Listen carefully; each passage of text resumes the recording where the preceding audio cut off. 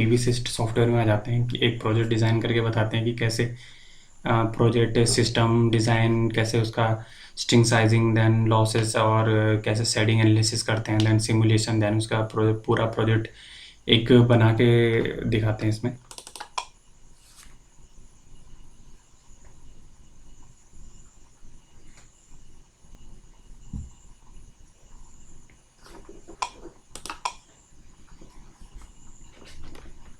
सो ये मैंने पीवीसिस्ट सॉफ्टवेयर जो 7.0 नया वर्जन है उसको ओपन कर लिया है। देन एक हम प्रोजेक्ट डिज़ाइन करके बनाएंगे हम इसमें 50 किलोवाट का grid connected solar power plant. तो इसको हम दो तरीके से कर सकते हैं फ्रेंड्स। सबसे पहले तो प्रिलिमिनरी डिज़ाइन करके हम ग्रिड कनेक्टेड में जा सकते हैं। तो ये हमारा जो सबसे पहले इंटरफेस आता था फर्स्ट वर्जन में हमारा, सो स्टार्टिंग का वर्जन था वो वैसे ही है लगभग। तो उसमें क्या है कि साइट एंड वीडियो थोड़ा बेसिक डिटेल आती है, लेकिन आपको एक ही साथ डिटेल डालने के लिए सबसे अच्छा ऑप्शन है जो मैं यूज़ करता हूँ हमेशा, प्रोजेक्ट और न्यू ग्रिड कनेक्टेड सिस्टम में आप यहाँ पे चले जाइए। यहाँ पे आपका न्यू प्रोजेक्ट आ जाएगा जो आपने एग्जिस्टिंग किया है अभी, जिसमें आप काम कर रहे थे वो भी इसमें शो नहीं करेगा, या जिसमें आप काम करना चाहते हैं तो आप डायरेक्ट ग्रिड कनेक्टेड ऑप्शन में क्लिक करिए तो आप जो प्रोजेक्ट में काम कर रहे होंगे वही इसमें शो कर देगा। अभी क्योंकि मैंने न्यू सेलेक्ट कर लिया था तो वो न्यू पे ही वो शो कर रहा है। तो यहाँ पे हम नया प्रोजेक्ट अपलोड करते हैं, क्रिएट कर देते हैं एक प्रोजेक्ट को। तो अभी मैं कोई भी नाम देता हूँ, तो 50 किलोवाट की सोलर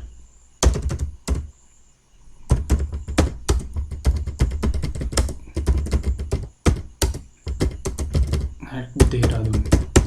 तो मैं देहरादून में एक प्लांट लगा रहा हूँ 50 किलोवाट का। तो मैंने एक प्रोजेक्ट नेम दे दिया, आप अपने हिसाब से अपने प्रोजेक्ट का कोई भी नाम दे सकते हैं। और इसमें जो नया ऑप्शन मैं बता रहा था अभी स्लाइड्स में कि ये क्लाइंट नेम इसमें नया ऑप्शन आया है। तो क्लाइंट कैसे क्रिएट करते हैं वो मैं आपको सबने पहले अपने ऊपर ये ऑप्शन जो है क्लाइंट, इसमें क्लिक कर लेना है ऑप्शन को। देन उसके बाद न्यू क्लाइंट क्लिक में कर लेना है। मान लीजिए आपका कोई भी क्लाइंट है, जैसे क्लाइंट 1 करके मैं एक वो डाल देता हूँ, क्लाइंट 1 करेगा और उसका पर्सनल कॉन्टैक्ट नंबर कुछ भी आप डाल सकते हैं। तो मैं अभी ऐसे ही डाल दे होंगी कॉन्टैक्ट नंबर, जिप कोड, जो उसका कॉन्टैक्ट नंबर है या जिप कोड है या वेबसाइट है, email address, phone contact number वही डालिए।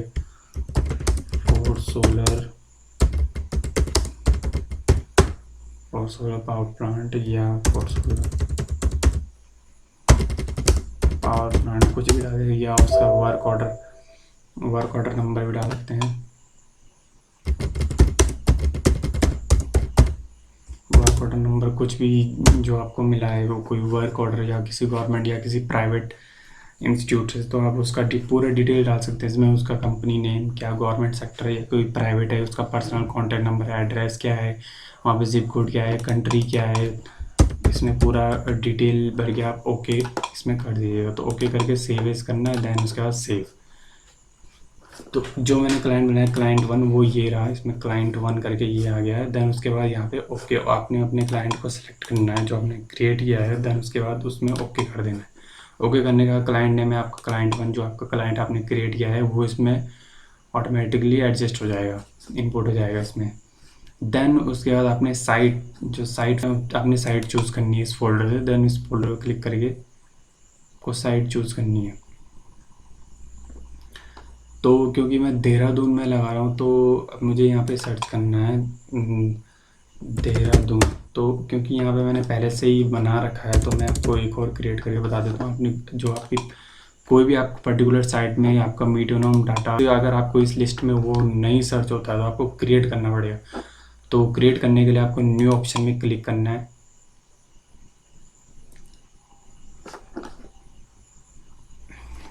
न्यू ऑप्शन में क्लिक करने का एक जियोग्राफिकल इंटरेक्टिव मैप ओपन हो जाएगा। उस मैप को ओपन करने के बाद आपने सर्च करना है। जैसे मैं अपनी लोकेशन सर्च कर लेता हूँ देहरादून, तो देहरादून में मुझे सर्च करके वो बता देगा मेरी लोकेशन, ये आ गया। तो आप लैटिट्यूड और लॉन्गिट्यूड भी डाल सकते हो उस पर्टिकुलर जगह का। आपने साइट विजिट किया होगा, पूरा साइट सर्वे किया होगा, उसके लैटिट्यूड लॉन्गिट्यूड लिए होंगे, तो आप यहाँ पर डायरेक्ट लैटिट्यूड लॉन्गिट्यूड भी डाल सकते हैं। लैटिट्यूड लॉन्गिट्यूड के का फॉर्मेट ये है, जैसे आप मैं यहीं पे क्लिक कर रहा हूँ तो ये जो ऑप्शन बता रहा है यहाँ पे शो करिएगा। ये जो ऑप्शन बता 78.2872, 30 फॉर्मेट में आपने कॉमा करके यहाँ पे डालना है। तो आपको एग्जैक्टली वो लोकेशन बताया, आपका रूफ ग्राउंड जो भी जहाँ पे आपने लगाना है वो पूरी लोकेशन बता देगा। उसके हिसाब से अपना एजिमुथ एंगल और टिल्ट एंगल उसके हिसाब से आपने प्लांट की पूरी डिटेल डालनी है। देन उसके बाद मंथली मीटियो अभी कुछ नहीं है क्योंकि मैंने इसमें अभी इंपोर्ट नहीं किया है डाटा, तो इसमें अभी इंपोर्ट करेंगे। तो जैसे फॉर एग्जांपल मैंने देहरादून यहाँ पे सेलेक्ट कर लिया, तो देहरादून ओके करने के बाद मैं करूँगा एक्सेप्ट करने के बाद मेरा ये देहरादून का पूरा कोऑर्डिनेट आ जाएगा। देन कंट्री इंडिया वो ऑटोमेटिकली आ गया, और लैटिट्यूड लॉन्गिट्यूड उस जगह का पर्टिकुलर जगह मेरा ऑटोमेटिकली आ गया। एक दूसरा ऑप्शन भी है फ्रेंड, तो मैं दूसरा ऑप्शन में जाके भी आपको बता सकता हूँ कि इसमें कैसे करना है। गूगल अर्थ प्रो डाउनलोड कर लेना हमने, ये बहुत ही अच्छा सॉफ्टवेयर है। किसी भी एक पर्टिकुलर साइट का लैटिट्यूड लॉन्गिट्यूड उसका रूफ अगर आप साइट में किसी कारणवश नहीं गए हैं या नहीं जा सकते हैं तो आप उसका ऑनलाइन एक मतलब 90% एक्यूरेट होता है, ये सही होता है किसी भी रूफ में उसका मेजरमेंट करके। इसमें स्केल भी होता है टोटली, तो स्केल से इसमें ऑनलाइन मेजरमेंट कर सकते हैं कितना आपका रूफ है, कितनी उसकी लेंथ विड्थ है, कितना हाइट है वहाँ से। तो ये जनरल डिटेल इस गूगल एड से आराम से बता देगी। जैसे मैं अभी सर्च कर दे रहा हूँ देहरादून,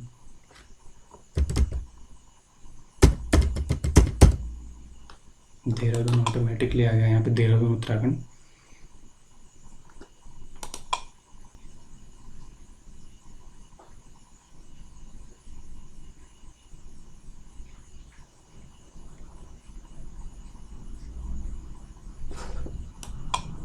तो ये आपका लोकेशन आ गया। आपको फिर इसको जूम इन, फॉर एग्जांपल आपकी साइट यहाँ पे इस रूफ में है, फॉर एग्जांपल इस रूफ में है, तो अगर आपको इसका मेजरमेंट करना है, अगर आपको पता नहीं है इसकी लेंथ कितनी है, इसका विड्थ कितना है, तो आप यहाँ से स्केलर लेके रूलर स्केलर लेके यहाँ से इसको इतना मेजरमेंट, तो ये बता रहा है यहाँ से यहाँ तक है इसका 35 मीटर है, और यहाँ से यहाँ तक ये 18 मीटर है। तो इसके हिसाब से आप लेंथ विड्थ को कैलकुलेट करके उस हिसाब से बता सकते हैं कि आपका प्लांट कितना है। यहाँ पे ट्रीज़ वगैरह जो शेडिंग ऑब्जेक्ट्स हैं उसको भी शो करता है, तो उसके हिसाब से भी आपको इस लेंथ की, जैसे यहाँ पे एक ट्री है तो मुझे पता लगाना है कि ये कितनी दूरी पर है। यहाँ पे ये यहाँ से यहाँ तक है 9 मीटर के डिस्टेंस में ट्री, और ये है आपका नॉर्थ, ये साउथ डायरेक्शन में ये वाली रूफ है इसकी। ये टीन शेड लग रहा है मुझे, तो टीन शेड टाइप में ही तो साउथ डायरेक्शन में है, और ये मेरा ईस्ट डायरेक्शन में ट्रीज़ हैं, तो मॉर्निंग शेडो ही आ सकती है यहाँ से। उसके बाद तो पूरा स्काई क्लियर है पूरा वेस्ट तक, तो साउथ मेरा क्लियर है, देन वेस्ट भी क्लियर है। तो इसके हिसाब से मैं शेडिंग एनालिसिस इसमें कर सकता हूँ फिलहाल। गूगल अर्थ में मेरा लाने का मतलब ये था दोस्तों कि यहाँ से भी आप लैटिट्यूड लॉन्गिट्यूड को नोट डाउन कर सकते हैं आपके एक पर्टिकुलर साइट में। जैसे कि आपको पता है कि ये आपको लग रहा है कि यही मेरी रूफ है, इसमें मैंने सोलर प्लांट लगाना है, तो यहाँ से लैटिट्यूड लॉन्गिट्यूड आप नोट डाउन करके इसका एलिवेशन, हाइट और इसका अल्टीट्यूड नोट डाउन करके आप डायरेक्ट सॉफ्टवेयर में भी, पीवीसी सॉफ्टवेयर में भी डाल सकते हैं, यहाँ पे एंटर कर सकते हैं डायरेक्ट। ओके, सो देन उसके बाद इसको टोटल डाटा यहाँ पे इनपुट करने के बाद जो मीटियोनम डाटा हमारा यहाँ पे ऑटोमेटिकली इनपुट हो चुका है विद मीटियोनम 7.0, इसमें global horizontal irradiation and horizontal diffuse irradiation, temperature, wind velocity सब कुछ ये दिखा रहा है। देन टोटल जो जियोग्राफिक कोऑर्डिनेट और जो हमारा यहाँ पे मीटियोनम डाटा इंपोर्ट करने के 4 ऑप्शन हैं, जैसे मीटियोनम 7.3, नासा, एसएससी, पीवीजीआईएस, एनआरईएल। तो सबसे बेस्ट अभी फ़िलहाल इसमें मीटियोनम डाटा है जो हमें एक्यूरेट डाटा, लगभग एक्यूरेट डाटा देता है कि वहाँ पे किसी पर्टिकुलर साइट में क्या डेटा है। जो डेटा मैंने यहाँ पे बताया कि क्या वहाँ पे GHI हॉरिजॉन्टल डिफ्यूज रेडिएशन कितना, temperature, wind velocity, lake velocity, relative humidity बताता है वहाँ पे कितना कितना। तो इसको सेलेक्ट करने के बाद आप किसी को भी सिलेक्ट करते हैं अपने साइट के अकॉर्डिंग। तो अभी मैंने मीटियोनम 7.3 सेलेक्ट किया था, उसके बाद आपने इसको इंपोर्ट कर देना है। सो जो मीटियोनम 7.3 है जो इंपोर्ट हो चुका है, तो इंपोर्ट होने के बाद ये डाटा कुछ इस तरह से बता रहा है कि ग्लोबल होराइजन जो GHI यहाँ पे इस तरह से जनवरी में इतनी है किलोवाट आवर पर मीटर स्क्वायर पर मंथ, हॉराइजन डिफ्यूज रेडिएशन इतना है, टेम्परेचर इतना है, विंड वेलोसिटी, लिंक वेलोसिटी आप अपने हिसाब से इसमें ऑप्शन रख सकते हैं। जैसे आपने रिलेटिव ह्यूमिडिटी नहीं रखनी है तो इसको अनक्लिक कर दीजिए। देन उसके बाद लिंक की टर्बाइडी आपको नहीं चाहिए तो इसमें भी क्लिक कर देते हैं। विंड वेलोसिटी आपको नहीं चाहिए, इसमें क्लिक कर दीजिए। हॉराइजन डिफ्यूज रेडिएशन ये आपको चाहिए होता है, इसमें क्लिक कर दिया। अगर आपको सारे ऑप्शन चाहिए तो सब पे क्लिक कर दिया। और आपको इरिटेशन यूनिट किलोवाट आवर पर मीटर स्क्वायर पर डे में चाहिए तो आप उस हिसाब से भी इसमें आप अपने हिसाब से भी चूज़ कर सकते हैं। देन उसके बाद आपने ये पूरा मंथली मीटर जियोग्राफिकल कोऑर्डिनेट आपको मिल गया, मीटोनो डाटा आपको मिल गया, और इंटरेक्टिव मैप में मैंने जैसे बताया था कैसे सर्च करना है किसी पर्टिकुलर साइट को। देन उसके बाद आपने टोटल ये तीनों चीज़ें करके इसको ओके कर देना है and then yes, then save and then save. अब आपका मीटोनॉम डाटा जो है वो सेव हो चुका है। ये देखो, ये इसमें अब लिस्ट में पहले शो नहीं कर रहा था। अगर आपका डाटा पहले शो नहीं कर तो अब शो करने लगेगा। देन उसके बाद आपने यही ऑलरेडी सिलेक्टेड होगा या सिलेक्ट नहीं है तो आपने सिलेक्ट कर देना है। देन उसके बाद ओके कर देना है। देन ये पूरा दिखाएगा जैसे आपका प्रोजेक्ट नेम था, क्लाइंट, देन साइट, आपने साइट फाइल डाल दी है। ये सेकंड ऑप्शन मीडियो फाइल आपने डाल दी है इसमें। देन उसके बाद आपने करना है इसको सेव और अपने प्रोजेक्ट को सेव कर देना। सेव करना ही सबसे बड़ा इंपॉर्टेंट पॉइंट है इसके बाद, क्योंकि उसी के बाद आपका variant and then orientation option जो मेन पैरामीटर है वो ओपन होंगे, वो आपको शो करेंगे। देन उसके बाद ऑप्शन आता है ओरिएंटेशन। ओरिएंटेशन मींस यहाँ से आप ऑप्शन सेलेक्ट कर देते हैं अलग अलग, जैसे फिक्स टिल्ट प्लान है या फिर एक ही टिल्ट आपने रखना है, डबल टिल्ट, सेवरल ओरिएंटेशन है। ये सिचुएशन ऐसी जगह में आता है जैसे आपका लोकेशन तो एक ही है प्रोजेक्ट प्लान का, बट उसमें कहीं पे शेड है, शेड टाइप में है रूफ, और कहीं पे आरसीसी प्लेन रूफ है, तो टिल्ट एंगल अलग अलग डायरेक्शन में चेंज हो जाता है। तो अभी मैं फ़िलहाल सिंगल टिल्ट प्लान का बता रहा हूँ, जो इसमें पहले से ही ऑप्शन सेलेक्टेड है, फिक्स टिल्ट प्लान। तो अभी मेरा जो लैटिट्यूड के हिसाब से 30 डिग्री मेरा टिल्ट एंगल आ रहा है, और एजुमत मेरा 0 डिग्री है, क्योंकि 0 डिग्री एजुमत 0 डिग्री होना चाहिए, क्योंकि 0 डिग्री का मतलब है कि ट्रू साउथ आपका सोलर पीवी मॉड्यूल लगा है। टिल्ट 30 डिग्री है, टिल्ट 30 डिग्री का मतलब, और एजुमत 0 डिग्री का मतलब।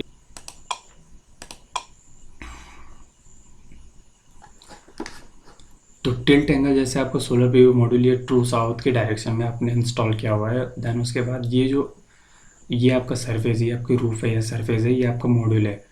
तो ये जो एंगल इसमें क्रिएट हो रहा है, ये जो एंगल बन रहा है यहाँ पे, ये टिल्ट एंगल कहलाता है। ये जो 30 डिग्री या किसी भी लैटिट्यूड, किसी पर्टिकुलर साइड के लैटिट्यूड के हिसाब से, कहीं पे 30, कहीं पे 20, कहीं पे 10 डिग्री या कहीं पे 15 डिग्री, ये लैटिट्यूड के हिसाब से ही होता है टिल्ट एंगल। या आप अपने सन पोजीशन के हिसाब से रख सकते हैं कि कितना उसमें टिल्ट एंगल होना चाहिए। तो tilt angle, optimal tilt for solar panels, मतलब ये जो सोलर पीवी मॉड्यूल है, इसमें सोलर पीवी मॉड्यूल में जो ऑप्टिमल आउटपुट देने के लिए टिल्ट एंगल इस प्रकार से रखा जाता है। जो सन की जो रेज होती हैं, जो इरेडिएशन डाटा होता है, जो इरेडिएशन होती है, वो डायरेक्टली सोलर पीवी मॉड्यूल पे 90 डिग्री के एंगल पे पड़े, ताकि उसको ऑप्टिमल पावर मिल सके, ज़्यादा से ज़्यादा आउटपुट मिल सके, ज़्यादा से ज़्यादा एनर्जी को मिल सके। तो ये जो पीवी मॉड्यूल का टिल्ट होता है, टिल्ट एंगल कहलाता है इसमें।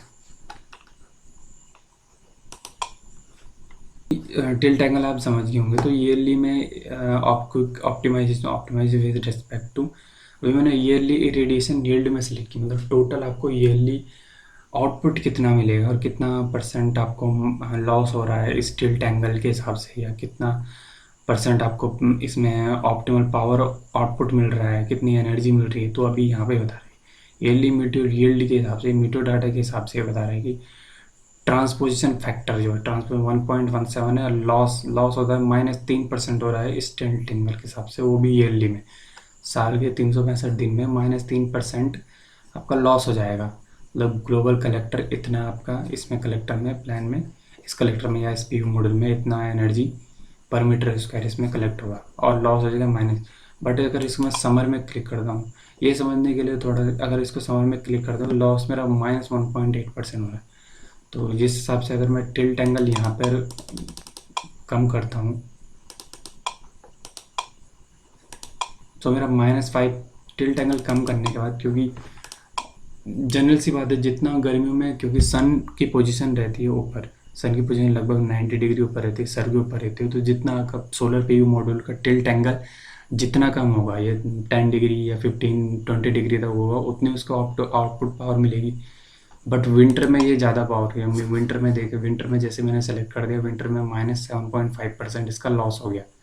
मतलब जितनी ग्लोबल जितने कलेक्टर प्लान पर इरेडिएशन डाटा आनी चाहिए थी उतनी नहीं आ रही, क्योंकि विंटर में क्या होता है, सन पोजीशन सन होराइजन में रहता है।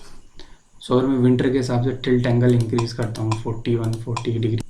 सो अगर मैं विंटर के हिसाब से अगर 44 डिग्री एंगल पे अगर मॉड्यूल खड़ा करता हूँ तो मुझे -0.4% का लॉस होगा सिर्फ। और अगर मैं इसको और बढ़ाता हूँ तो ये और कम हो जाता है, और यहाँ पे 47 या 48 डिग्री मॉड्यूल टिल्ट पर मुझे 0% का लॉस होगा। यहाँ पे सिर्फ 0% का 49 डिग्री पे अगर मैं मॉड्यूल टिल्ट करता हूँ। बट समर में मुझे ज़्यादा लॉस है, -7% का लॉस हो जाएगा। देन उसके बाद ईयरली तो 2% हो रहा है। सो इसको हम एवरेज टिल्ट एंगल में रखते हैं, जो कि हमारा 30 डिग्री है। सो इसको 30 डिग्री ही रहने देते हैं, क्योंकि हमने ईयरली चलाता है। ये ज़्यादातर वहाँ ही हो जाता है जैसे कि मॉड्यूल सीजनल टिल्ट होता है या डेली एक्सेस होता है, वहाँ पे ज़्यादा यूज़ होता है ये वाला मेथड। सो अभी हम नॉर्मली मेथड में चलते हैं, जो हमारा टिल्ट एंगल है 30 डिग्री। देन आगे स्टेप करते हैं। देन उसके बाद ओके, देन ओरिएंटेशन हमारा डिफाइन हो चुका है। देन उसके बाद सिस्टम हमें डिफाइन करना है। तो सिस्टम के लिए जैसे मैंने बताया था, अभी हम 50 किलोवाट का सोलर पावर प्लांट इंस्टॉल कर रहे हैं एक जगह में। तो अभी हम साइज़ यहाँ पे हमने सबसे पहले साइज़ करना है 50 किलोवाट पिक, और इस पर क्लिक कर देना है। और सोलर हम कोई सा भी सिलेक्ट कर देते हैं। अभी मैं मैक्सिमम में जाऊँगा 300, और विक्रम सोलर मैंने अभी सेलेक्ट किया है, विक्रम सोलर सही है। और मैं 335 सोलर पीवी मॉड्यूल को सिलेक्ट कर लेता हूँ। 335 में मेरे आ रहे हैं 149 पीवी मॉड्यूल्स। देन उसके बाद हम इन्वर्टर सेलेक्ट करेंगे। इन्वर्टर सेलेक्ट करने के अभी मैं डेल्टा का ही सेलेक्ट कर रहा हूँ, और 50 किलोवाट में मैं सेलेक्ट कर दे रहा हूँ 50 किलोवाट, क्योंकि हमारा पावर प्लांट ही 50 किलोवाट का है। तो मैं एक इन्वर्टर इसमें सेलेक्ट करूँगा फिलहाल। बाकी जैसे अभी हमने मॉड्यूल का 335 वाट पिक का लिया है, सिलिकॉन पॉलीक्रिस्टलाइन का एल्डोरा सीरीज़ है, विक्रम सोलर पैनल है ये। इसका IV कर्व वगैरह या इस कैरेक्टरिस्टिक्स जानने के लिए आप यहाँ से इसको चेक कर सकते हैं कि इसका basic data, size, technology, module length कितनी है, लेंथ विड्थ सीरीज़ में सेल्स कितने की, मतलब इसका जो बेसिक डाटा है। जैसे कि कोई डेटा शीट होती है सोलर पीवी मॉड्यूल की, किसी भी वारी, विक्रम या अडानी सोलर की, किसी भी सोलर पैनल की आपने देखी होगी, तो उसमें दिखाता है। तो उसका एक बेसिक पैरामीटर इसमें कमर्शियल कितना है, उसका graph, IV curve, model parameter totally इसमें दिखाता है। और जैसा अभी मैंने इन्वर्टर सेलेक्ट किया है, तो इन्वर्टर में भी पूरा टोटल डाटा दिखाता है। उसका main parameter, efficiency curve, additional parameter, output parameter, उसकी एफिशिएंसी, साइज एंड टेक्नोलॉजी, और कमर्शियल डाटा, उसका रेट क्या है। बाकी यूज़ मल्टी एमपीपीटी फीचर, क्योंकि इसमें 2 एमपीपीटी होंगी, 50 किलोवाट का है, 3 फेज़ का इन्वर्टर होगा। देन इसमें ऑटोमेटिकली इसने नंबर ऑफ मॉड्यूल स्ट्रिंग अपने आप ही डिज़ाइन कर दी। मॉड्यूल इन सीरीज 19 होंगे, और नंबर ऑफ स्ट्रिंग आपकी 8 होंगी। मतलब आपकी 8 स्ट्रिंग बनेगी 19 मॉड्यूल की। 19 सोलर पैनल आपके सीरीज़ में होंगे, और सीरीज़ में नंबर होंगे 8 बने। मतलब स्ट्रिंग बनी आपको 19 मॉड्यूल की।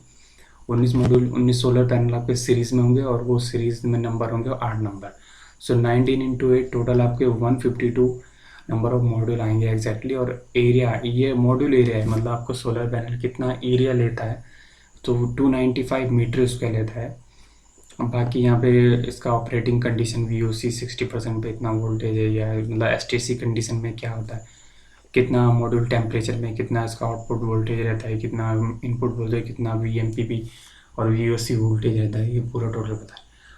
देन उसके बाद एरिया की जो DC आउटपुट पावर है, कितना 50.9 किलोवाट पी की अप्रॉक्सीमेट हाई हो रही है। तो अभी हमारा ये टोटल सिस्टम डिज़ाइन हो चुका है। इस तरह से हम डिज़ाइन करेंगे। यहाँ पे थोड़ा सा सब एरिया लिस्ट बता देता है कि आपका विक्रम सोलर पैनल आपने सेलेक्ट किया है टोटल PV एरिया में, और आपकी 19 मॉड्यूल सीरीज़ में है, और 8 आपकी स्ट्रिंग बन रही है। तो स्ट्रिंग पर MPPT आपकी 8 स्ट्रिंग जाए। तो डेल्टा एनर्जी का आपका एक इन्वर्टर है, और उसमें 2 MPPT है, 2 MPPT। और ग्लोबल सिस्टम समरी आपका यहाँ पे शो कर दे। नंबर ऑफ मॉड्यूल आपके 152 यूज़ हुए हैं। मॉड्यूल एरिया इतना ले लिया है, जैसे मैंने अभी आपको बताया था, ये मॉड्यूल एरिया का शो करता है। नंबर ऑफ इन्वर्टर एक ही होगा क्योंकि 50 किलोवाट का प्लांट है। नॉमिनल पीवी पावर हो गया आपकी 50.9 किलोवाट। 0.9 किलोवाट इतना दे रहा है कि 152 इंटू अगर हम 335 से मल्टीप्लाई करें 152 तो ये 50.9 152 अभी हम कर ही लेते हैं इसको। 152 इंटू 335 का हमारा एक मॉड्यूल है, तो टोटल पावर हो रही है 50,920। इसको डिवाइड करेंगे 1000 से, सो हमारी 50.9 किलोवाट पीक आ रही। सो ये वही शो कर रहा है 50.9 kilowatt peak. Maximum PV power 50 kilowatt DC, nominal power आपको 50 किलोवाट ही चाहिए। देन पूरा सिस्टम यहाँ पे डिज़ाइन हो चुका है। देन अपने करना है ओके यहाँ पे, and then detail losses. Detail losses में हम डिफ़ॉल्ट ही फ़िलहाल वो कर देते हैं, आपका कितना डिफ़ॉल्ट लॉसेस हो रहा है। ओमिक लॉसेस जो वायर लॉस होता है, लाइट इंड्यूस डिग्रेडेशन लॉसेस होता है, इसको भी डिफ़ॉल्ट में ही क्लिक कर लेते हैं। दैन सॉइलिंग लॉसेस को भी डिफ़ॉल्ट में कि 3% लॉसेस होता है। IAM लॉसेस भी है, ऑक्सिलरी लॉसेस, इसको भी हम डिफ़ॉल्ट में ही क्लिक कर देते हैं। एजिंग अवेलेबिलिटी, इसको भी हम अभी हम डिफ़ॉल्ट लॉसेस ले रहे हैं। बाकी आपको साइड में पता लगा कि कितनी आपकी वायरिंग, कितनी आपकी DC वायर खींच रही है, कितनी आपकी AC वायर जा रही है, कितनी लेंथ उसकी जा रही है, तो उस हिसाब से आपका ohmic losses, then soiling losses, IAM losses, auxiliary losses, spectrum correction, उस हिसाब से आपके लॉसेस। थर्मल लॉसेस कितना वहाँ पे टेम्परेचर रहता है, कितना एनोसिटी कंडीशन के हिसाब से कितना वहाँ पे विंड प्रेशर रहता है, तो वो चीज़ आपने पूरा डिटेल लेके यहाँ पे लॉसेस को अभी मैं डिफ़ॉल्ट लेके चल रहा हूँ फ़िलहाल। तो देन उसके बाद ओके कर देना है। देन सेल्फ कंजप्शन स्टोरेज तो ग्रिड कनेक्टेड में नहीं होता। देन उसके बाद हॉराइजन। देन हॉराइजन में क्लिक करने के बाद हॉराइजन लाइन देहरादून, मतलब जो आपकी पर्टिकुलर साइड में जहाँ पे आपने प्लांट लगाना है उसका हॉराइजन क्या है। तो हॉराइजन यहाँ पे, सो ये हॉराइजन ब्रैकेट में लिख रहे हैं ये फार शेडिंग। इसका क्या मतलब है फार शेडिंग का? फार शेडिंग का मतलब है जो ग्लोबली शेडिंग है, मतलब जो जहाँ से इरेडिएशन, जैसे सन से इरेडिएशन आ रही है, सन से सनलाइट आ रही है, देन उसके बाद वो अर्थ पे गिर रही है, तो उस बीच में जितना भी स्कैटर्ड हो रहा है, अटेन्यूएशन हो रहा है उस इरेडिएशन का, इरेडिएशन आ रहा था उतना इरेडिएशन सोलर PV मॉड्यूल में नहीं मिलता है। मीन्स सन की अवेलेबिलिटी कितनी है फील्ड में, जितना जो आपकी पर्टिकुलर साइड है कितनी अवेलेबिलिटी नहीं है, क्या उसमें शेडिंग आ रही है, कितनी दूर से उनमें शेडिंग पड़ रही है, तो उसका मतलब है फार शेडिंग। फार शेडिंग वही ग्लोबली शेडिंग। इसको सीधे सीधे मतलब में समझिए कि जो ग्लोबली शेडिंग होती है, जो कितना इरिडेशन लॉस हो जाता है साइड में आते आते, या कितना लॉस वहाँ पे हो जाता है, वो तो फार शेडिंग आता है। उसी हिसाब। तो ये जो सबसे लास्ट वाला कर्व है यहाँ से यहाँ तक, ये 21 जून का है, क्योंकि यहाँ पे सबसे बड़ा दिन होता है, तो उसमें सन की पोजीशन होती है बहुत बड़ी। ये दूसरी डेट का है, देन सेकंड डेट का है, देन उसके बाद ये सबसे छोटा दिन किस दिसंबर का है। दिसंबर में दिन सबसे छोटा होता है, तो उस हिसाब से ये सन का सन पार डायग्राम, इसको सिंपल लैंग्वेज में सन पार डायग्राम कि सन की पोजीशन कहाँ कहाँ पे क्या है।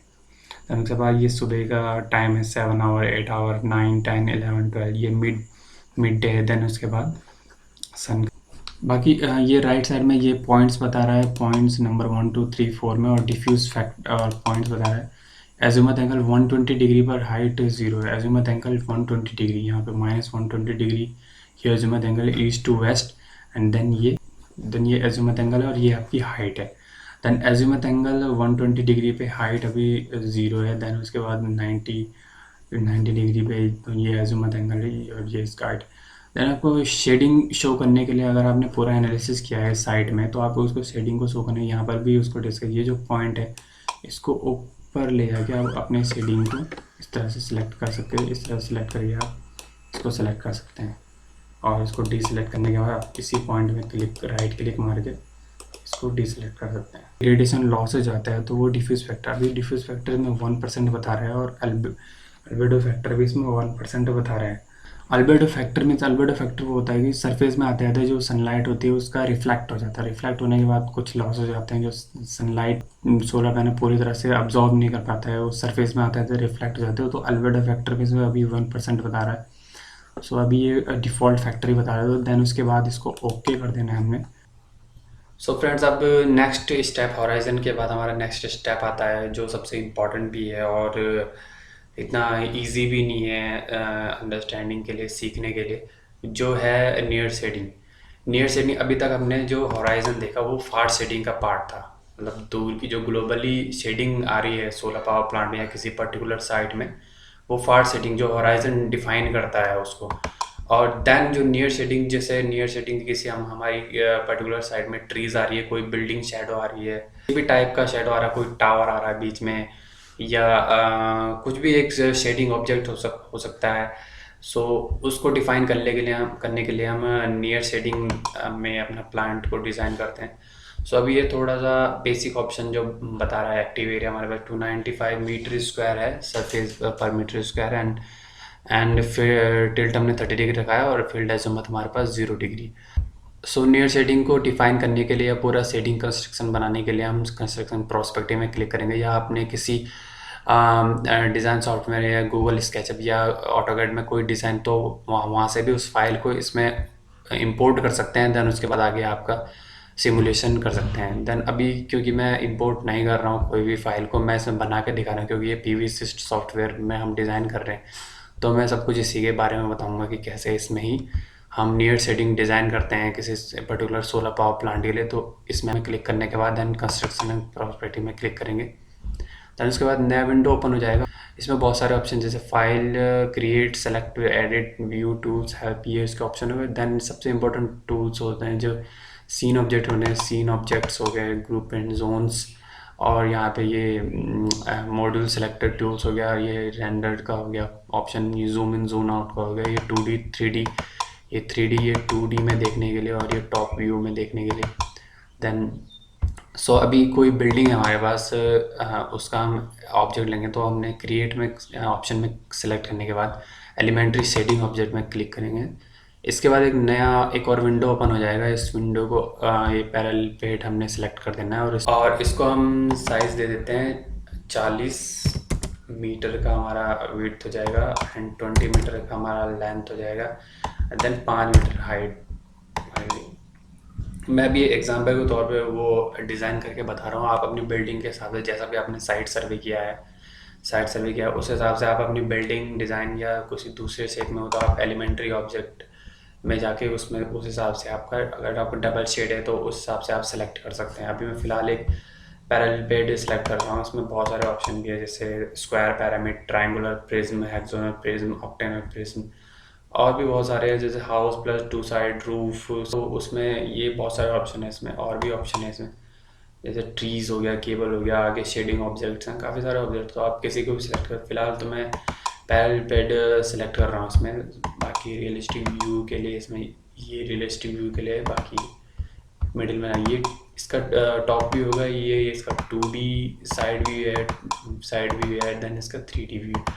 ये आइडियल होता है इसको, मतलब किसी भी तरह से कोई किसी भी जगह मूव करे। इसमें तो आप देख रहे होंगे 2-3 ऑप्शन। ये साउथ डायरेक्शन है मेरी, जो ये वाला साइड है, ये साउथ डायरेक्शन है, इसमें दिखा रहा है साउथ, और ये बैक वाला है नॉर्थ, देन ये ईस्ट, देन ये वेस्ट। सो अभी हम जब एनिमेशन करेंगे इसका, तो ये ईस्ट टू वेस्ट अभी सन का मूवमेंट होगा, तो इसमें भी बताऊंगा मैं कैसे करना है। देन ये हैंड से आप इस तरह भी अपने ऑब्जेक्ट को इस तरह से सेलेक्ट कर सकते हैं, अगर आपने कोई और ऑब्जेक्ट इसमें क्रिएट करना है। देन उसके बाद मेजरमेंट का होता है, यहाँ से आपको बताया कि जैसे मैंने गूगल अर्थ प्रो में भी बताया था कि कैसे आपने मेजरमेंट, सेम उसमें भी यही, यहाँ से यहाँ तक आप मेजरमेंट कर सकते हैं कि मेरा कितना ये लेंथ है, कितना ये विड्थ है। वैसे आपने यहाँ पे ले लिया है, और 40 मीटर है, 20 मीटर है, देन आप, लेकिन फिर भी ये काम आता है, क्योंकि अगर आपने कोई सीडिंग ऑब्जेक्ट यहाँ पे रखा, हमारा कोई वाटर टैंक है बहुत बड़ा, या कोई ममटी टाइप, तो आप यहाँ से यहाँ तक ले सकते हैं उसका लेंथ, की यहाँ से यहाँ तक मेरा इतना मीटर है। देन उसके बाद मैंने यहाँ पे एक ममटी या वाटर टैंक रखना है अपने, देन उसके बाद मेरे यहाँ पे मॉड्यूल इंस्टॉल होंगे। दूसरा मेजरमेंट का है, ये पूरा मेजरमेंट एंगल में टिल्ट करता है, एंगल में, कि आपने यहाँ से सेलेक्ट किया, फिर यहाँ से, और ये वाला जो ट्रायंगल में सेलेक्ट करता है, ये पूरा एरिया कितना हो गया है और ये कितने डिग्री पे ये। देन उसके बाद ये जूम का हो गया, जूम इन जूम आउट का हो गया, ये जूम का बटन है। देन उसका ये यहाँ पे सेलेक्ट करके आप एक पर्टिकुलर मतलब एरिया को देख सकते हैं जूम करके पूरा, ये इसमें जूम, तो ये भी काफ़ी अच्छा ऑप्शन है इसमें, इसको जूम इन करने के लिए। मतलब मैं एक बार फिर से बता देता हूँ कि जैसे आपका ये बिल्डिंग है, तो इस बिल्डिंग में आपने किसी पर्टिकुलर एरिया को देखने के लिए आपने ये वाला सेलेक्ट करना है, ये लॉक एट सेलेक्टेड ऑब्जेक्ट। तो ये वाला जो आपने सेलेक्ट करना है। देन उसके बाद ये वाला जो है आपका ये लॉक हो जाएगा इसमें। जैसे हमने ये सिलेक्ट किया, देन ये वाला ऑप्शन आपका, अब जूम करके इसको और एनालिसिस कर सकते हैं इसमें और ऑप्शन जैसे आपने लेंथ विड्थ हाइट देने के बाद इसमें आप ये जो पोजीशन ऑफ ओरिएंटेशन आपका, अब आप इसमें पोजीशन कर सकते हो इसके किसी भी ओरिएंटेशन, टिल्ट कर सकते हो। मान लिया आपका लैंड मतलब जो आपकी रूफ है वो हल्का सा टिल्ट है साउथ के डायरेक्शन में या नॉर्थ की डायरेक्शन या ईस्ट की डायरेक्शन में, आपका हल्का सा टिल्ट है तो आप उसको टिल्ट भी दे सकते हो, तो टिल्ट भी कर सकते हो। बाकी आपका शेडिंग ऑब्जेक्ट का कलर चूज़ करना है तो ये कलर ऑप्शन होते हैं बहुत सारे। अभी तो मैंने येलो चूज़ किया है तो अभी इसमें येलो शो कर रहा है। देन उसके बाद आप सो फ्रेंड्स, तो ये टोटल आपने होंगे कि इसमें क्या क्या ऑप्शन है, कैसे कैसे इसको कलर ऑप्शन चूज़ करना और कैसे इसके लैंड वेट ले जानी है। और देन उसके बाद जो पोजीशन ऑफ ओरिएंटेशन जो मैं अभी बता रहा हूँ वो उसको कैसे क्रिएट करना है, अपने साइड के अकॉर्डिंग कैसे बनाना है उसको टिल्ट, अपने रूफ को या इसको एजिमुथ एंगल कैसे टिल्ट करना है, ये आगे बताऊंगा मैं इसमें। देन उसके बाद ये ऑप्शन आपने पूरे उसको चूज़ करने के बाद आपने पैरेलल बेड या जो भी आप शेडिंग ऑब्जेक्ट या अपनी बिल्डिंग चूज़ कर रहे हो उसको सिलेक्ट करके आपने उसका ऑप्शन लेंथ वेट लेके आपने और उसका मेजरमेंट लेने के बाद अपने यहाँ पे ऑब्जेक्ट को क्लोज कर देना। क्लोज करने के बाद इसके बाद और ऑप्शन खुलेंगे जो हमारा फर्स्ट विंडो था। इसमें फर्स्ट विंडो में आपको मॉडिफाई का ऑप्शन में आप इसको ऊपर या लेफ़्ट या राइट किसी भी एंगल में आप इसको मूव कर सकते हो, किसी जो जैसे भी आपके साइड के अकॉर्डिंग है।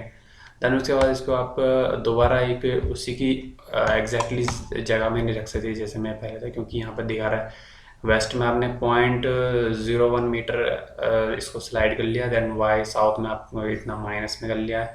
देन हाइट आपने इतनी इसको टिल्ट कर लिया। तो इसको एग्जैक्टली उसी पॉइंट में लाने का ऑप्शन यही है कि यहाँ पे ऑप्शन आप ज़ीरो करते जाइए, ये आपने अभी उसी पोजीशन में आ जाएगा, ये देखिए। देन उसके बाद इसका साइड भी दिखाता हूँ मैं, तो ये कैसे उसी ऑप्शन में सेलेक्ट करके यहाँ देखिए नॉर्थ में बिल्कुल 0 पोजीशन में अभी जो मैं अभी बता रहा था कि इसमें आपका मान लिया बिल्डिंग का रूफ एजिमुथ एंगल उसका कुछ 5 डिग्री या 10 डिग्री ईस्ट या वेस्ट में है, तो आप उसका एजिमुथ एंगल को भी सेलेक्ट करके कर सकते हो। करने के बाद पहले सेलेक्ट करना पड़ेगा हमें मॉडिफाई ऑप्शन को इसमें सेलेक्ट करने के बाद। देन उसके बाद हम टिल्ट एंगल डाल सकते हैं। मान लिया मेरा 12 डिग्री रूफ टिल्ट है तो ये देखिए टिल्ट हो गया है हल्का सा, ये दिखा होगा आपको हल्का सा, इसमें ये टिल्ट हो चुका है। अगर इसका साइड भी देखें तो ये आपका रूफ हल्का सा साउथ में टिल्ट हो चुका है।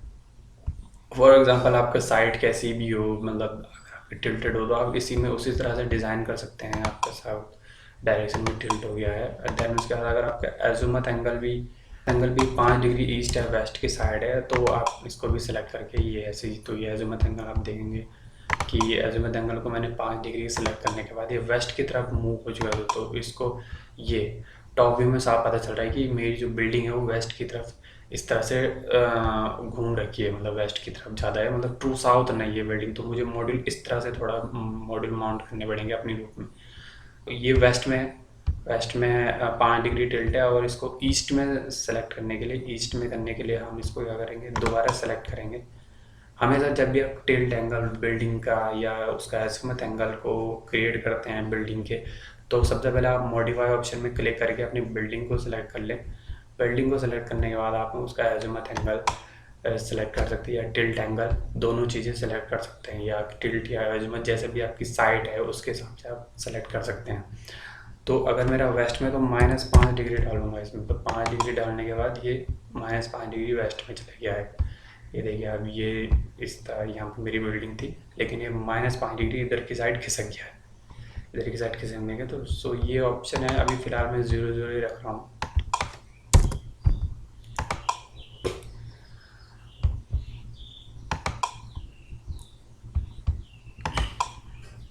सो अब सेकंड जो मेन सबसे इम्पोर्टेंट ऑप्शन है इसमें शेडिंग एनालिसिस को करने के लिए, इसमें आता है कि आप अपने जोन एडिटिंग करनी है। जोन एडिटिंग करने के लिए आपको सबसे पहले इसको जोन एडिटिंग में क्लिक करना है। जोन एडिटिंग में क्लिक करने के बाद आपको सिलेक्ट करना है जोन एडिटिंग में क्लिक करने के बाद आपको रेक्टेंगल में क्लिक करना है, और रेक्टेंगल में क्लिक करने के बाद आपने इतना इसको सेलेक्ट कर लेना है। ये जो सिलेक्शन पॉइंट है जो रेड एरिया हुआ है, ये एरिया हमको शो करता है कि यहाँ पे हमने अपने पीवी मॉड्यूल्स इंस्टॉल करने हैं, यहाँ पे और ऑटोमेटिकली इंस्टॉल हो जाएगा। देन आपके पास जोन जितना आपको सेलेक्ट करना है, मतलब मान लिया आपने इतना सेलेक्ट किया या इतना सेलेक्ट किया, आपने बिल्डिंग के अकॉर्डिंग आपने सेलेक्ट करना है। मान लिया यहाँ पे कोई आपका शेडिंग हो गया, वाटर टैंक है या ममटी वगैरह है, तो आपने उस हिसाब से सेलेक्ट करना है। फिलहाल मैं प्लेन रूप में सेलेक्ट कर रहा हूँ, आपने जोन एडिट इस तरह से करना है। देन उसके बाद फील्ड प्रॉपर्टी का ऑप्शन है, फील्ड प्रॉपर्टी ऑप्शन में क्लिक करना है। ये आपका मॉड्यूल पैरामीटर, तो मॉड्यूल हमारा लगभग होता है 2x1 मीटर का, 2x1 मीटर स्क्वायर का। और उसका फ्रेम भी आप उस हिसाब से सेलेक्ट कर सकते हैं कितना उसका फ्रेम है, अपने जो डेटा शीट आपका मॉड्यूल की, और उसका कलर चूज़ कर सकते हैं। देन उसके बाद बाई मॉड्यूल में क्लिक करने के बाद जो लैंडस्केप या पोर्ट्रेट जैसा भी आपका सिलेक्शन करना है मॉड्यूल का। देन उसके बाद नंबर ऑफ एक्स मॉड्यूल आप कितना इसमें रखना चाहते हैं और नंबर ऑफ वाई मॉड्यूल आप कितना इसमें रखना चाहते हैं। मान लिया मैं नंबर ऑफ एक्स मॉड्यूल में 3 रख रहा हूँ फिलहाल, और नंबर ऑफ वाई मॉड्यूल 2 है। किसी अब अपने हिसाब से टेबल साइज़ कर सकते, ये टेबल होती है पूरी 2x, अभी मैं 2x3 की टेबल बना रहा हूँ। तो आप अपने हिसाब से टेबल को सिलेक्ट कर सकते हैं। टेबल को सिलेक्ट करने के बाद अभी मैं 2 जैसे 3x1 की टेबल बना रहा हूँ पोर्ट्रेट में। सो आपका जो मॉड्यूल आपका सेलेक्टेड है यहाँ पे आल्ड्रोरा सीरीज़ का, जिसका लेंथ विड्थ आप ऑटोमेटिकली डाल देते हैं। देन उसके बाद आपने क्लिक करना है एडजस्ट टू मॉड्यूल में। एडजस्ट टू मॉड्यूल में क्लिक करने के बाद यहाँ पे सैम्पल रेक्टेंगल बता रहा है कि विड्थ आपकी इतनी हो गई 1.98 है, देन लेंथ हो गया 3.04, और नंबर ऑफ मॉड्यूल आपके टोटल एक टेबल में जो है वो 3 हैं। एंड रेक्टेंगल है 6 मीटर, 6 मीटर इस करेगा 3 इंटू 1.898 करेगा तो लगभग ये आपका 6 ही आएगा। तो उसने टोटली रेक्टेंगल को जो एरिया दे दिया वो 6 मीटर स्क्वायर दे दिया। और रिक्वायर्ड एरिया जो हमने पहले भी वो सिस्टम में शो करा था 2494 मीटर स्क्वायर हमारा रिक्वायर्ड है।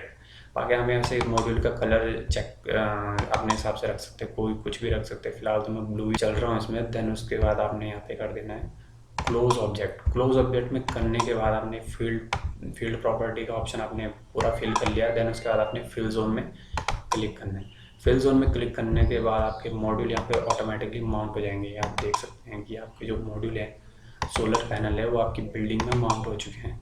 तो आप इसको किसी भी डायरेक्शन में देख सकते हैं। अभी मैं जूम इन करके और आपको क्लियरली बता देता हूँ कि ये देखिए आपके मॉड्यूल। तो ये जो मॉड्यूल माउंट हुए हैं आपकी बिल्डिंग में, ये अभी एक्यूरेट जो मॉड्यूल है, मतलब आपको कितनी नंबर चाहिए, जैसे 152 नंबर बता रहा था 50 किलोवाट के लिए, तो ज़रूरी नहीं ये उतने ही हों। या अभी इनके पिच कितनी है, पिच मतलब मॉड्यूल टू मॉड्यूल ये वाली यहाँ से यहाँ तक कितनी लेंथ है, कितना इसका शेडिंग एरिया पड़ रहा है, कितने में मॉड्यूल हटाने पड़ेंगे, वो अभी इसने टोटली मॉड्यूल आपके माउंट कर दिए रूप में। आपको अपने हिसाब से इसको एडजस्ट करना है जितना आपका शेडिंग हो गया। मान लें यहाँ पे आपका वाटर टैंक है तो आपने यहाँ के मॉड्यूल हटाने पड़ेंगे। मान लें यहाँ पे आपका ट्री है तो आपने इस साइड के मॉड्यूल थोड़े हटाने पड़ेंगे ताकि आपका शेडो मॉड्यूल पे ना गिरे। And then zone editing click करने के बाद सबसे जो इम्पोर्टेंट ऑप्शन है, आपने दोबारा उसी जोन एडिटिंग ऑप्शन में क्लिक कर देना है ताकि वो दोबारा जो अपने मॉड्यूल माउंट किए हैं उसको इधर उधर ना हो। इसके बाद आता है second option shading animation. Shading animation में क्लिक करने के बाद आप कोई भी इसमें डेट ऑफ ईयर चूज कर सकते हो। तो मैं सबसे जो स्मॉलेस्ट डे होता है ईयर का वो चूज़ कर लेता हूँ कि कितना मेरा शेड बढ़ रहा है इस टाइम, कितना मेरा शेड बढ़ रहा है मॉड्यूल पे। तो इसमें जो ग्रीन बटन है इस पर क्लिक करूँगा तो ये एनिमेटेड करके आपको बताएगा कि आपका सन पोजीशन और कितना इसमें लॉसेस हो रहा है। तो लॉस डायग्राम यहाँ पे बता रहा है shading loss on the clear day. तो लॉस मेरा बीम लीनियर लॉस 26.5% हो रहा है, 26.5%। और ऑप्टिमल सोलर जनरेशन है जो आउटपुट निकलनी चाहिए उसमें beam linear loss less than 4% ही होना चाहिए, मतलब 4 या 4 से कम होना चाहिए। लेकिन ये बहुत ज़्यादा हो रहा है, तो ये इसलिए हो रहा है क्योंकि अभी मैंने पिच डिफाइन नहीं, जैसे मैंने अभी बताया था कि ये मॉड्यूल तो इसने माउंट कर लिया, लेकिन अभी हमने पिच और इसमें कितने एक्सीड मॉड्यूल है, कितने ज़्यादा है कितने कम है, वो अभी हमने टोटल इसमें एडिट करना है। तो वो चीज़ आगे देखने के पहले इसको बीम लीनियर लॉस को कम करेंगे, इसको 4% लाएंगे। तो 4% में लाने को दोबारा जोन एडिटिंग करेंगे। देन जोन एडिटिंग करने का जो पिच है, यहाँ पे जो पिच का ऑप्शन दिख रहा होगा, एडिटिंग में जाना है। जोन एडिटिंग में हमने पिच को कर देते हैं 3.10। तो 3.10 करके हमें फिर से फिल जोन में क्लिक कर देना है। फिल जोन में क्लिक करने के बाद इसको फिर से हम एनिमेशन शेडिंग एनिमेशन कर देंगे। तो शेडिंग एनिमेशन हमको बताएगा कि कितना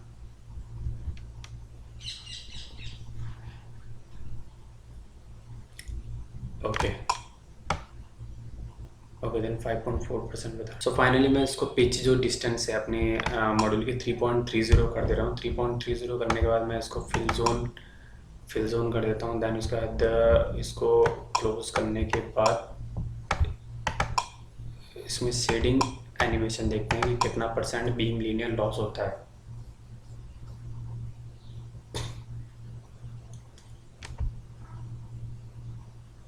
सो अभी हमारा 3.5% का बता रहा है, जो कि ठीक है। 3.30 पिच डिस्टेंस रखने के बाद, पिच डिस्टेंस में जो मॉड्यूल टू मॉड्यूल डिस्टेंस होती है, मतलब एक रो से दूसरे रो की डिस्टेंस। अगर आपको पिच डिस्टेंस का पता नहीं कि ये क्या होता है, मतलब तो मैं बता देता हूँ इसमें कि जो यहाँ से यहाँ तक की मेजरमेंट होती है, ये वाली डिस्टेंस है। इस जैसे आपका स्ट्रक्चर लगता है तो कॉलम टू कॉलम डिस्टेंस जो होती है वो पिच डिस्टेंस होती है एक मॉड्यूल की। डिस्टेंस को हमें तब तक चेंज करते रहना है जब तक हमें 5% 4% से कम नहीं मिल जाता। पिच डिस्टेंस में जो ये वाली रो है और ये वाली रो, जो हमारी first row and second row के बीच की जो डिस्टेंस है वो 3.30 मीटर रखी है हमने। इस हिसाब से ये डिस्टेंस इतने रखने पर हमारे पास बीम लीनियर लॉसेस कम आ रहा है। So friends, editing and shading object, ये दो इंपॉर्टेंट ऑप्शन सेलेक्ट करने के बाद हम इस बिल्डिंग के आगे कोई ट्री है या कोई शेडिंग ऑब्जेक्ट और है तो हमें क्रिएट करने के लिए हम यहाँ से सेलेक्ट कर सकते हैं। जैसे कि मैंने पहले भी बताया था इसमें कि यहाँ से हमें कोई सा भी, जैसे ट्री है, ट्री को सेलेक्ट करने के बाद आप उस हिसाब से उसका ट्रंक बना सकते हैं, डायमीटर बना सकते हैं। मतलब फ़िलहाल तो मैं डिफ़ॉल्ट लेके चल रहा हूँ, उसका कलर चूज़ कर सकते हैं।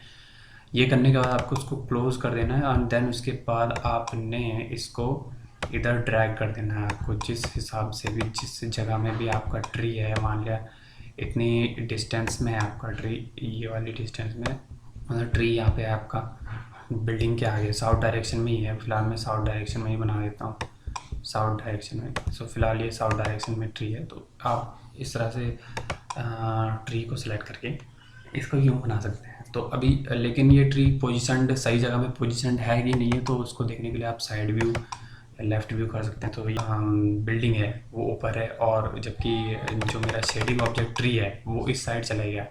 सो इसको सेलेक्ट करके, इसको सही जगह में लाने के लिए इसको सेलेक्ट करके इसको पहले क्योंकि मैं साउथ डायरेक्शन में रख रहा हूँ तो साउथ डायरेक्शन मेरी ये है, तो साउथ डायरेक्शन में लाने के लिए इसको यहाँ पे सेलेक्ट करेंगे पहले सरफेस में। तो सरफेस में आ गया है। देन उसके बाद क्योंकि 3D में तो ऐसा अज्यूम होता है ये सही जगह में मैंने माउंट किया है, देन उस शेडिंग ऑब्जेक्ट में यही चीज़ हमें बार बार क्लियर करनी पड़ती है। जो हमने मॉड्यूल सेलेक्ट किए हैं या सोलर पैनल हमने बिल्डिंग के ऊपर रखे हैं वो सही से है कि नहीं है, क्योंकि 3D व्यू और टॉप व्यू में तो क्लियरली दिख जाता है ये हमने सही जगह रखे, बट इसका साइड व्यू हमें बताता है ये हमने क्लियरली अभी सही जगह नहीं रखे हैं। सो अब मेरा ये जो ट्री है ये सही पॉइंट में आ चुका है, बिल्कुल साउथ डायरेक्शन में मैंने इसको माउंट करना था और ये साउथ डायरेक्शन में ही माउंट हो चुका है। चाहे आप इसका कोई सा भी व्यू मतलब देखना चाहेंगे तो ये पूरा इसमें माउंट हो चुका है सरफेस पे, ग्राउंड में माउंट हो चुका है। आपको अभी ये लगता है कि मेरा ट्री नहीं, इससे भी हाइट उसकी काफ़ी बड़ी है, तो आप उसको डबल क्लिक, उसी ऑब्जेक्ट में ट्री में जैसे ट्री है आप उसी ऑब्जेक्ट में डबल क्लिक करके आप उसको या फिर चेंज कर सकते हैं या फिर उसका हाइट उसका बढ़ा सकते हैं। अभी मैं 3 मीटर ले रहा हूँ तो आप यहाँ पे 4 कर सकते हैं, फिर उस हिसाब से ये बड़ा हो जाएगा। और या फिर आपका अभी मैंने डिफ़ॉल्ट ही लिया है तो उसका मीडियम हाइट और उसका लोअर पार्ट, उसका ट्रंक हाइट, उस हिसाब से उसका डायमीटर भी चेंज कर सकते हैं। और यहाँ से भी आप डायरेक्टली ड्रैग करके उसको चेंज कर सकते हैं। डायरेक्टली जैसे मैं ड्रैग कर देता हूँ तो मेरा ट्री ऐसा ड्रैग करके चेंज कर दिया, तो चेंज करने के बाद डायरेक्ट मैं सीधा क्लोज ऑब्जेक्ट में क्लिक कर दे रहा हूँ। क्लोज ऑब्जेक्ट में क्लिक करने के बाद मैंने इसको एक रियलिस्टिक व्यू दे दिया। तो अब मैं देखूँ अगर साइड व्यू, तो ये बिल्कुल एग्जैक्टली सही लोकेशन में लगा है। अब अगर मैं इसको शेडिंग एनिमेशन में एनिमेटेड करूँ तो इसका लगभग कितना शेड पड़ रहा है इस ट्री का वो इसमें साफ शो करेगा। तो क्लियरली शो करने के बाद अब मेरा बीम लीनियर लॉस, जैसा मैंने अभी बताया था, 3.5% आ रहा था। अब इस ट्री की वजह से, इस शेडिंग ऑब्जेक्ट की वजह से मेरा 4% लॉस आने लगा है, क्योंकि हल्का सा शेड इस पर पड़ा है।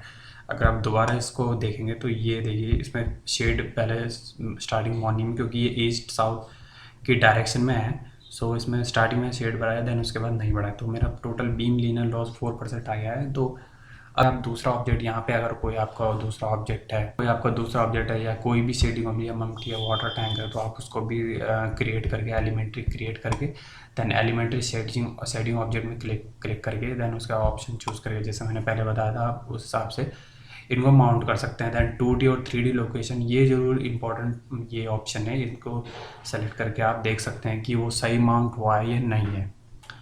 अब जो नेक्स्ट ऑप्शन है वो है मॉड्यूल पार्टीशन। मॉड्यूल पार्टीशन मतलब मॉड्यूल का इंटरकनेक्शन करना। मॉड्यूल इंटरकनेक्शन कैसे करते हैं, ये जो ऑप्शन दिख रहा है आपको, आपने पहले मॉड्यूल की टेबल को आपने सेलेक्ट कर देना है सबसे पहले। देन मॉड्यूल सेलेक्ट करने के बाद आपने मॉड्यूल पार्टीशन इन मॉड्यूल चेन, ये वाला ऑप्शन में आपने क्लिक करना है।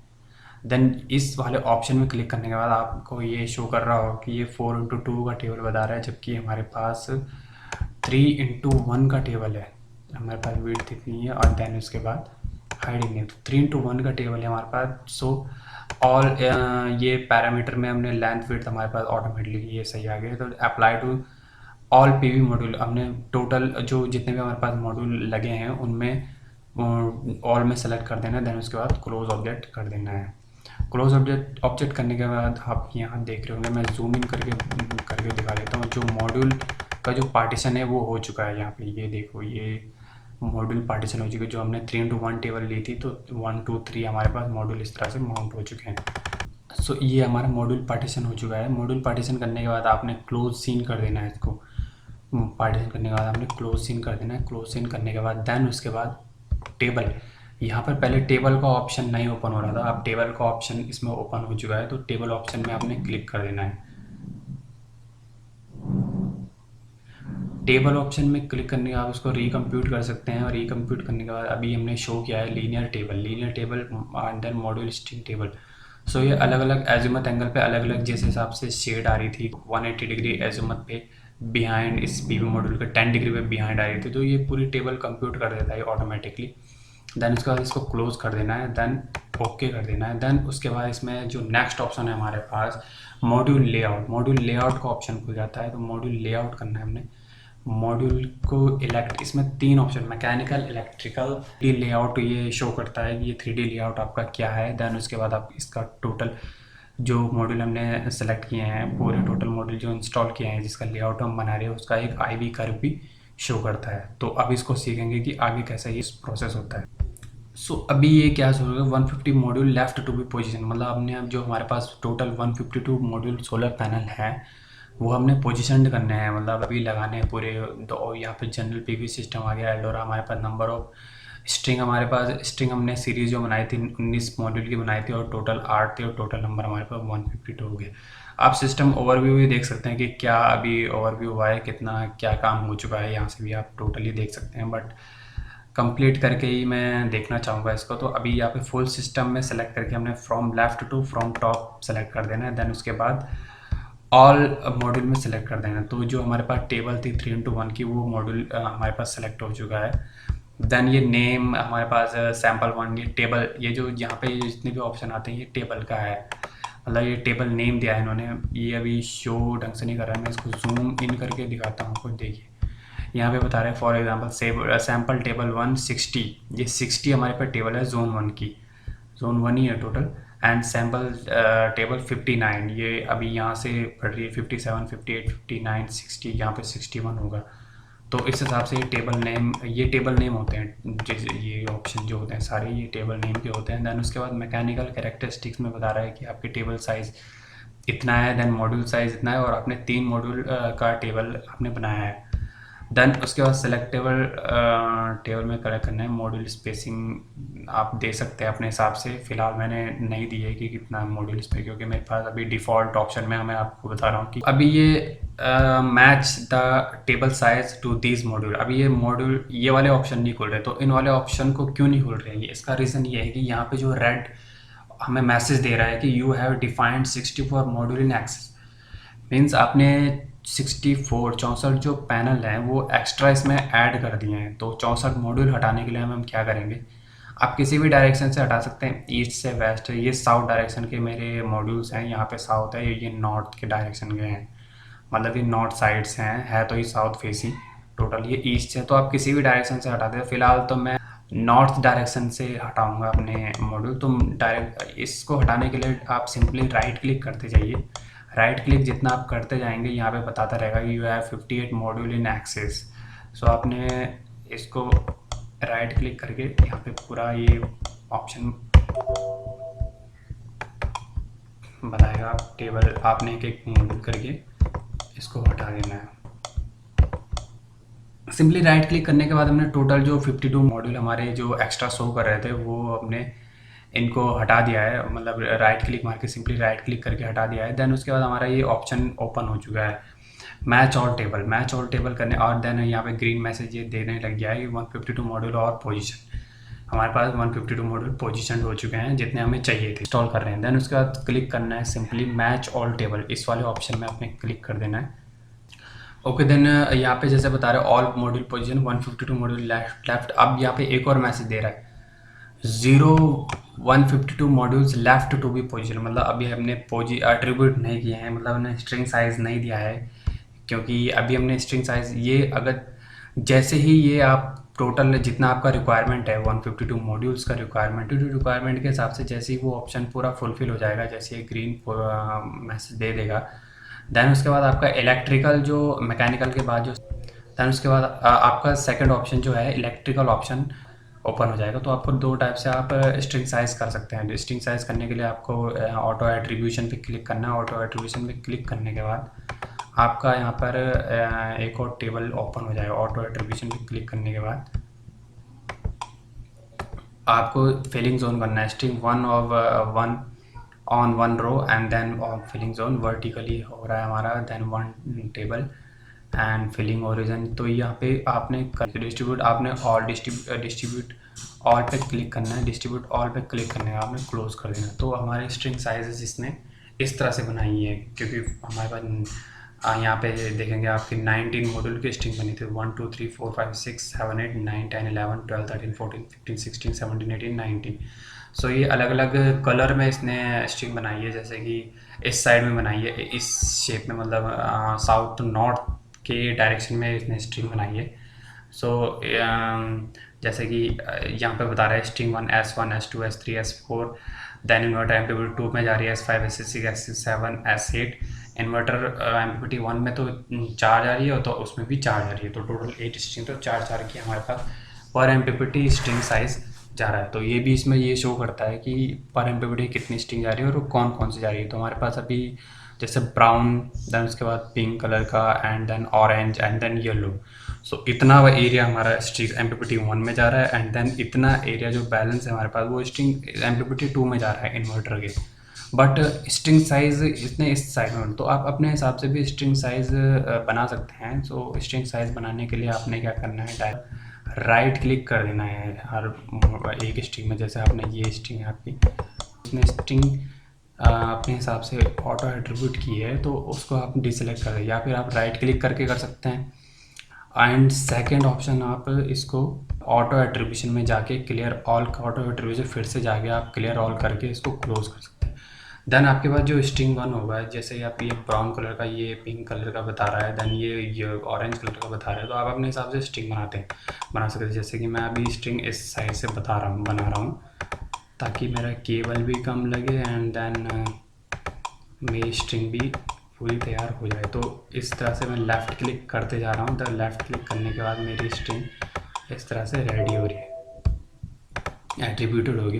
तो ये मैसेज दे देता है कि जैसे आपका स्ट्रिंग एक तैयार हो गया। तो मेरा एक 19 मॉड्यूल का एक पूरा ये टोटल एक स्ट्रिंग बन गया इस तरह से। तो आप इसी तरह से दूसरा, जैसे आपने फिर S2 पे क्लिक किया, S2 पे क्लिक करने के बाद आप इस तरह से स्ट्रिंग दूसरा भी बना सकते हैं। देन उसके बाद थर्ड पे क्लिक करने के बाद आप स्ट्रिंग कहीं से भी ले जाइए। ये एग्जांपल के तौर पे, मतलब आपको जैसे भी बनाना है, जिस हिसाब से भी आपने डिज़ाइन किया है ऑटोकैड या किसी भी अदर सॉफ्टवेयर में, या आप साइट सर्वे के हिसाब से किस तरह से स्ट्रिंग ले जाना चाहते हैं, उस तरह से भी आप इसको इस लेआउट का बना सकते हैं। देन अभी फ़िलहाल मैं ऑटो एट्रीब्यूशन करके डिस्ट्रीब्यूट ऑल पे सेलेक्ट करके क्लोज कर देता हूँ। मैंने आपको बता दिया कि आप अपने हिसाब से भी स्ट्रिंग साइज़ कर सकते हैं, तो आप अपने हिसाब से भी स्ट्रिंग साइज़ करके अपना डिज़ाइन कर सकते हैं। देन ओके फ्रेंड्स, तो अब इसने 152 मॉड्यूल 2 ग्रीन मैसेज और दे दिए। 152 मॉड्यूल्स और module position and 152 all module assign, मतलब आपकी स्ट्रिंग साइज भी तैयार हो चुकी है और मैकेनिकल जो कैरेक्टरिस्टिक मतलब मॉड्यूल भी पोजीशन हो चुके हैं। मतलब आपका सीधे तौर पर कहें तो मैकेनिकल और इलेक्ट्रिकल दोनों चीज़ें आपकी इसमें पूरी हो चुकी है। तब उसके बाद इसमें थर्ड ऑप्शन ऑटोमेटिकली ओपन हो जाता है कि आपका शेडिंग 3D एनालिसिस करता है, मतलब आपका कितना, जैसे अभी इसमें पहले हमने जो एनिमेटेड किया था सन पोजीशन में एनिमेट किया था कि उसमें कितना बीम लीनियर लॉसेस हो रहे हैं, और अब इसमें आपको एक और लॉस के बारे में बताएगा, मॉड्यूल लॉसेस।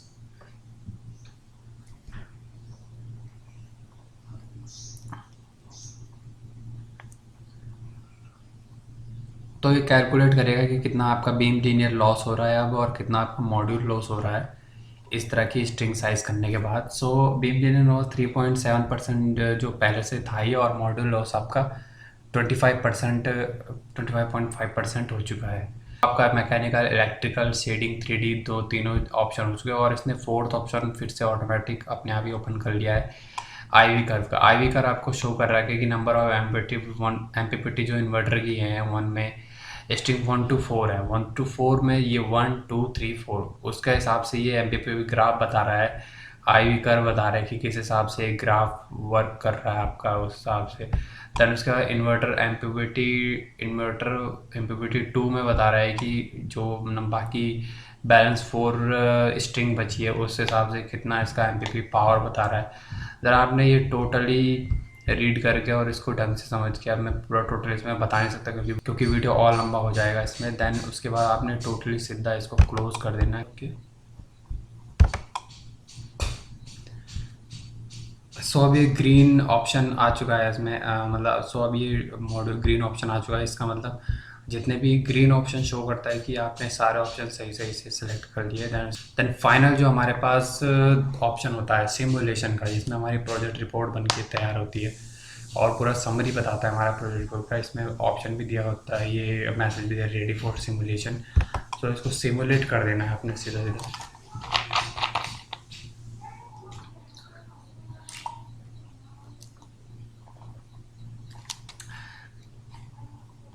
नए वाले वर्जन में पुराने वाले वर्जन थोड़ा सा सिमुलेशन टाइम ज़्यादा ले रहा है। मैंने इसमें ये एक्सपीरियंस किया है अभी तक कि सिमुलेशन टाइम कुछ ज़्यादा 5-10 मिनट और एक्स्ट्रा ले रहा है ये पहले से ज़्यादा। सो अभी ये टाइम लेगा, तो इसलिए मैं वीडियो को थोड़ा स्किप कर दे रहा हूँ यहाँ पे। यहाँ पर ये एक समरी पेज दे दिया है इसने, समरी सा टोटल, मतलब जो हमने वर्क प्रोजेक्ट हमारा 50 किलोवाट का देहरादून में ग्रिड कनेक्टेड है। दैन पीवी मॉड्यूल आपने ये लगा, सोलर इन्वर्टर डेल्टा, उसका पूरा एमपीपीटी करंट कितना जा रहा है 8.80 एंड एमपीपीटी वोल्टेज है आपका 38 है। देन नंबर ऑफ एमपीटी आपके इन्वर्टर में 2 है। The daily input output diagram आपको बता रहा है ये किलोवाट आवर पर डे, मतलब 050 kilowatt hour, 10 kilowatt hour per day जो इंजेक्ट ग्रिड में जा रही है, डायरेक्ट कितना यूनिट पर डे जा रही है उस हिसाब से। देन आपके कलेक्टर प्लान थे, यहाँ पे कलेक्टर प्लान में आपका जो सोलर पीवी मॉड्यूल है कितना यूनिट पर मीटर स्क्वायर पर डे आ रहा है, तो उसका ग्राफ यहाँ पे बताया डेली इनपुट आउटपुट का। मतलब इनपुट आपका अगर इतना है तो इतना आउटपुट, तो ये पॉइंट्स वही शो कर रहे हैं कि आपका कितना डेली इनपुट आउटपुट है। देन यहाँ पे सिस्टम आउटपुट पावर डिस्ट्रीब्यूशन, मतलब आपका एनर्जी इंजेक्ट इनटू ग्रिड में आपका कितना यूनिट, 500 यूनिट, 1000 यूनिट, 1500, 2000, 2500 यूनिट, वो बता रहा है। वैल्यू की डेट बता दी उसने 1 जनवरी से 31 दिसंबर तक। Then power injected in grid kilowatt, मतलब कितना 20 किलोवाट, 10 किलोवाट, उसका ग्राफ यहाँ पे शो कर रहा है। Then array temperature with effective irradiance, मतलब यहाँ पे अगर 200 आपका इरेडियंस है वाट पर मीटर स्क्वायर, देन आपका एयर टेम्परेचर कितना है, अगर 200 इरेडियंस है देन आपका 10 डिग्री है टेम्परेचर है, मॉड्यूल टेम्परेचर और इरेडियंस डेटा का दोनों का इसमें कॉम्बिनेशन ग्राफ बताया गया है। सो दोस्तों ये पूरा सिमुलेशन टाइम हो चुका है, जितना इतना टाइम लेना था तो काफ़ी टाइम ले लिया इसने। तो सिमुलेशन कंप्लीट होने के बाद इसने जो नया अपडेट है इस वर्जन में, इस पीवी सिस्टम में, तो अभी क्या है, जो जैसे मैं मेन पैरामीटर बता रहा था आपको, डेली इनपुट आउटपुट डायग्राम ये बता रहा है, सिस्टम आउटपुट पावर डिस्ट्रीब्यूशन ये परफॉर्मेंस रेशियो से बता रहा है, और ये परफॉर्मेंस रेशियो आपका पर मंथ का बता रहा है, जनवरी फरवरी में इतना है और एवरेज इसका लगभग 0.73 परफॉर्मेंस रेशियो है।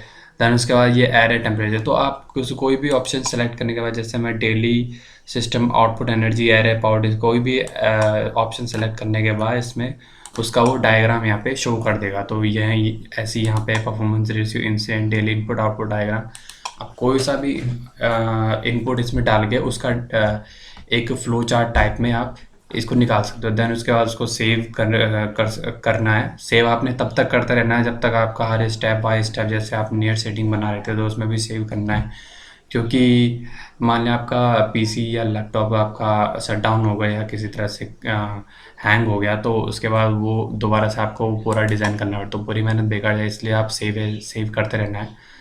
तो सेव करने के बाद आपने इसको आप यहाँ पर देख सकते हैं, ये रिपोर्ट का ऑप्शन है, ये टेबल का ऑप्शन है। देन उसके बाद hourly graph, economic evolution, loss diagram बता रहा है। आप किसी को भी सिलेक्ट करके आप इसको देख सकते हो। देन उसके बाद उसका हर एक पेज का प्रिंट निकाल सकते हो अपने डीपीआर के लिए। देन अभी तो मैं रिपोर्ट में इसको सिलेक्ट कर लेता हूँ, हम रिपोर्ट देखते हैं कि कैसे बनी है हमारी रिपोर्ट।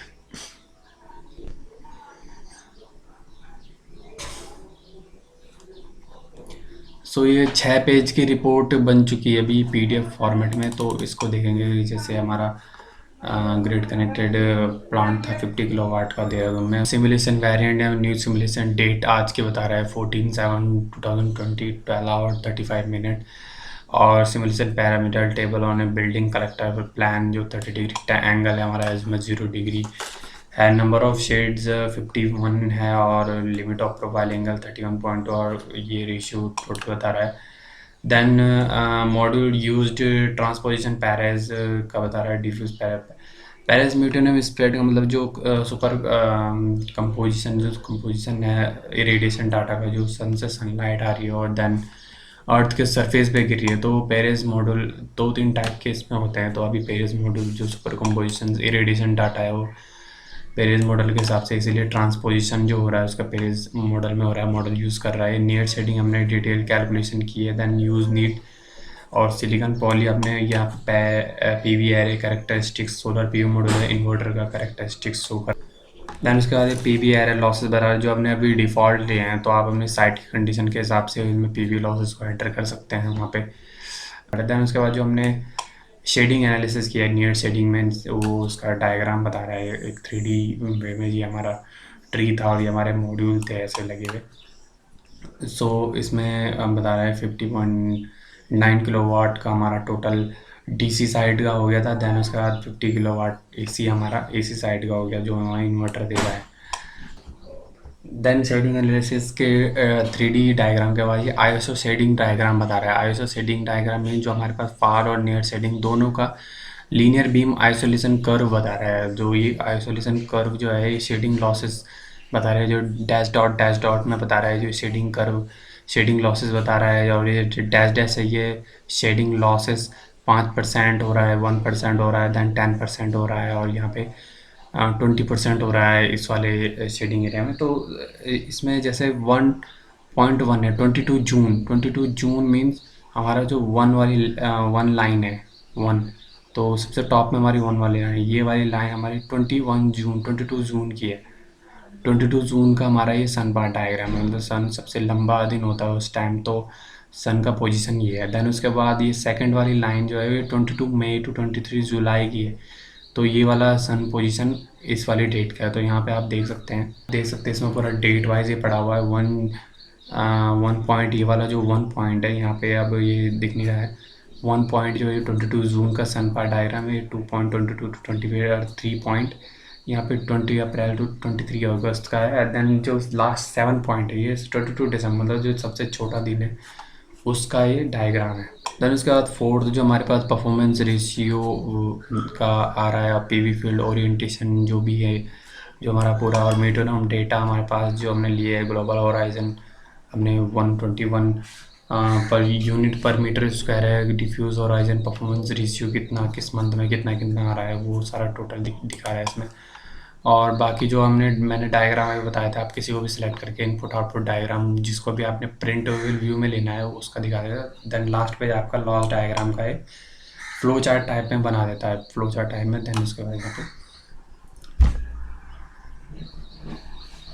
और लास्ट पेज आपका फ्लो चार्ट डायग्राम, उसमें लॉस डायग्राम जिसमें ग्लोबल हॉरिजॉन्टल रेडिएशन कितना लॉस हो रहा है, कितना परसेंट प्लस में हो रहा है, कितना माइनस में हो रहा है, loss LID losses, array virtual energy MPPT, और यहाँ पे जैसे मिसमैच लॉस और shading losses, electrical losses, module layout, ये शेडिंग लॉसेस, ये अगर हम शेडिंग एनालिसिस नहीं करेंगे तो यहाँ पे लॉस ज़ीरो ही दिखाएगा फिलहाल।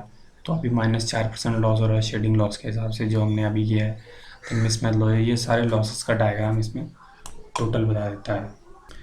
सो थैंक यू दोस्तों ये वीडियो देखने के लिए पूरा, और मैं चाहता हूँ कि ये वीडियो आप पूरा ही देखें, इसको स्किप ना करें, ताकि क्योंकि मैंने हर एक चीज़ें, छोटी छोटी चीज़ों को सही तरीके से समझाया है जितना मैं समझा सकता हूँ। बाकी कोई भी इसमें जैसे इंपॉर्टेंट पॉइंट है जैसे LID losses, PID losses, IAM factor और ये सन पार्ट डायग्राम और भी बहुत सारी चीज़ें, उसके लिए मैं अलग से एक छोटी छोटी वीडियोज़ बनाऊँगा ताकि उसको क्लियरली समझा जा सके, क्योंकि इसमें जितना आपको क्लियरली समझ में आएगा उतना ईज़िली होगा। और शेडिंग लॉसेस और बाकी चीज़ इसकी प्रैक्टिस करते रहिए, प्रैक्टिस करके ये ईज़िली आपको खुद ही समझ में आ जाएगा इसमें आगे करना क्या है, आगे स्टेप क्या बनता है, आपको खुद ही समझ में आ जाएगा। बाकी यार चैनल को लाइक कीजिए, सब्सक्राइब कीजिए और शेयर कीजिए, और चैनल बहुत नया है तो अभी इसको सब्सक्राइबर की बहुत ज़रूरत है, तो सब्सक्राइब कीजिए और आगे शेयर भी कीजिए, और सब्सक्राइब कीजिए और शेयर कीजिए। Okay, so thank you.